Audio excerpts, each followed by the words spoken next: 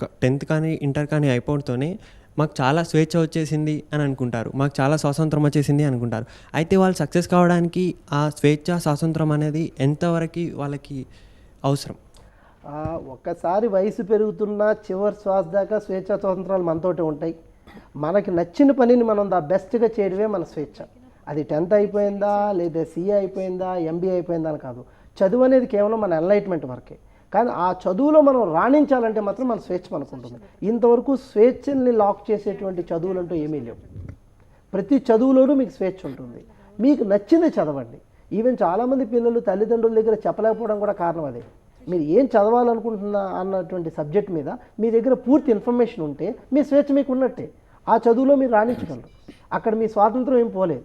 కానీ మీరు ఆ చదువులో జాయిన్ అయ్యే వరకు స్వాతంత్రంగా ఉన్నానని ఫీల్ అయ్యి ఒకసారి జాయిన్ అయిన తర్వాత ఇంకా నాకు అయిపోయింది, ఇది చదువుతాను అనుకుంటే మీ అంతటా మీరు మీ స్వేచ్ఛను కూడా లాక్ చేసుకుంటున్నారు.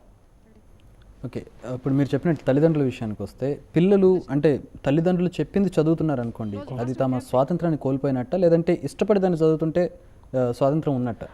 ఇక్కడ తల్లిదండ్రులు, పిల్లలు, చదువు అనే ఈ మూడింటిని మనం లింక్ చేసుకోవాలనుకుంటే, పిల్లలు చదువుకోండి అని చెప్పడం వరకే తల్లిదండ్రుల యొక్క స్వాతంత్రం.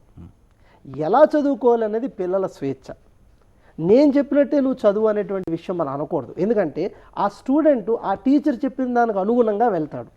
మనం చదువుకున్నప్పుడు మనకున్న టీచరు, మనకున్నటువంటి విజ్ఞానం, మనకి చెప్పినటువంటి ఎగ్జాంపుల్స్, ఇప్పుడు స్టూడెంట్స్కి ఉన్నటువంటి చదువు, ఎగ్జాంపుల్, టీచర్సు చాలా తేడా ఉన్నాయి. సో తల్లిదండ్రులు పిల్లల్ని చదువుకోమనే వరకే చేయాలి.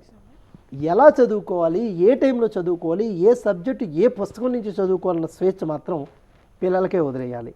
ఆ స్వేచ్ఛకు మనం భంగం కలిగించకూడదు. అటువంటప్పుడు తల్లిదండ్రులు ఏం చేయొచ్చు అంటే స్కూల్కి వెళ్ళొచ్చు. వాళ్ళ ఎంప్లాయీస్ అయినా కూడా నెలకొక్కసారి ఒక హాఫ్ డే సెలవు పెట్టి స్కూల్కి వెళ్ళి పట్టించుకోండి.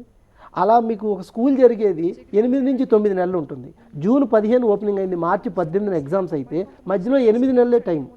8 నెలల్లో ఒక పేరెంటు హాఫ్ డే చొప్పున సెలవు పెడితే, కేవలం 4 డేస్ సెలవు పెడితే చాలు. ప్రతీ నెల ఒకసారి ఆ స్కూల్కి వెళ్ళి బాబు ఏం చదువుతున్నాడు అని అడగాలి. ఇది అతని స్వేచ్ఛను భంగపరిచినట్టు కాదు, అతని స్వాతంత్రాన్ని క్రియేట్ చేసినట్టు. పిల్లలు కూడా మా నాన్నగారు నెలకు ఒకసారి వస్తారు, అడుగుతారు అని ఉంటుంది. అప్పుడు సబ్జెక్టులు అతను స్వేచ్ఛగా చదవగలుగుతాడు. ఈ రెండింటి మధ్యన ఎవరి స్వేచ్ఛ స్వాతంత్రాలు మాత్రం దెబ్బతినవు. కానీ చాలామంది పేరెంట్స్ ఆ 4 రోజుల సెలవు కూడా పెట్టరు. మరికొంతమంది స్టూడెంట్స్ ఉన్నారు సార్, వాళ్ళ డౌట్స్ కూడా క్లారిఫై చేసే ముందు కపిల్ చిట్స్